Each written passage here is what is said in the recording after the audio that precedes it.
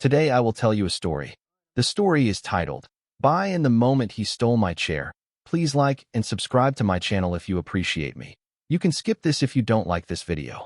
Thank you very much. The story begins as follows. Good morning, everyone.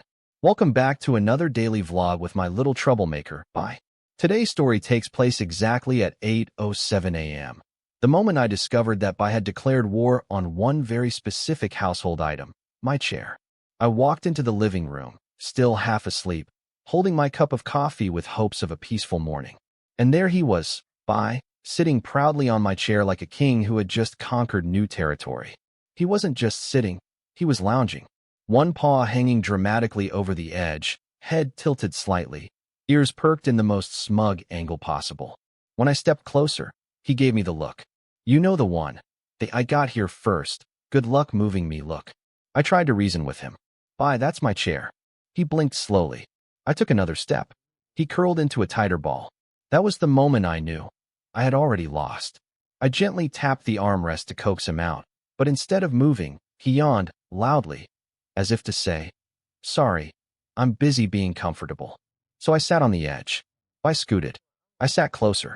Bye scooted again until he occupied 90% of the chair, and I was basically balancing on 10% like a guest in my own home.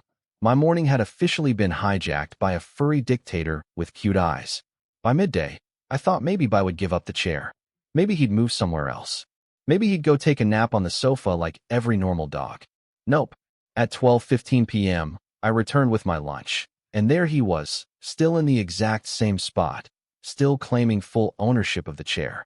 This time, he had even dragged his blanket onto it, literally fortifying his territory like a cozy fortress. Bye, please. I need to work. He responded by stretching his legs across the seat, taking up more space. I tried bribery, treats, toys, belly rubs. Nothing worked. I placed his favorite chew toy on the floor.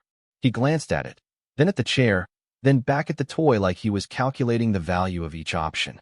After 3 seconds, he chose the chair again. Obviously. At this point, I decided to record everything, because honestly, I needed evidence of this tiny furniture thief. By 2 p.m., I attempted a final negotiation. I lifted him gently, placed him on the sofa, and turned around to sit down.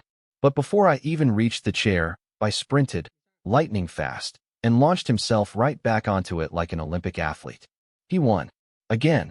Eventually, I gave up and worked from the floor. Meanwhile, Bye looked down at me from my own chair with the expression of a king supervising his loyal subject. I love him, but wow, he has no respect for personal space. After dinner, I thought my chair might finally be free. I walked into the living room with confidence, believing Bye had moved at last. He did move, directly into the deeper center of the chair, making himself even more comfortable than earlier. He curled into a little donut, one ear flopped over, tail tucked under, and let out the softest humph as he settled in. It was the kind of cuteness that disarms your entire willpower. All my hopes of reclaiming the chair vanished instantly. But the funniest thing happened around 8 p.m. I sat on the sofa, pretending not to care. I ignored him completely. And suddenly, Bye lifted his head, ears up, looking confused. He hopped off the chair and walked toward me. And then he did the most unexpected thing. He climbed onto my lap instead. Apparently, the moment I stopped wanting the chair, he no longer wanted it either. Classic Bye logic. He curled up, sighed softly, and rested his head on my arm. My heart melted instantly. Even though he stole my chair for the entire day, the moment he chose to cuddle, everything was forgiven. Dogs really know how to manipulate emotions. Bye's chair-stealing adventure seems like a silly, funny daily moment, but it surprisingly connects to real life in a meaningful way. Watching him stubbornly claim my chair reminded me of how often we humans fight for space, whether physical, emotional, or mental. Sometimes, like me with Bye, we get frustrated when things don't go according to plan. We want control. We want convenience. We want things to be exactly where we expect them to be. But life, just like Bye, doesn't always cooperate. Sometimes someone takes our spot. Plans get interrupted. Our routine gets hijacked. And we're forced to adapt, share, or adjust, often more than we want to.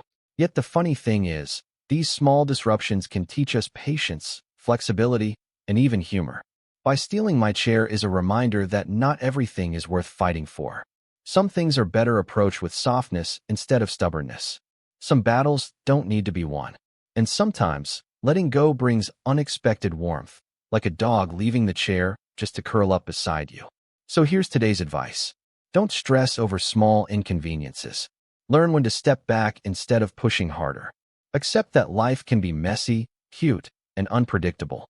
And always leave space, emotionally and physically, for the unexpected joy that might replace your frustration. If I can turn a stolen chair into a moment of connection, maybe we can too.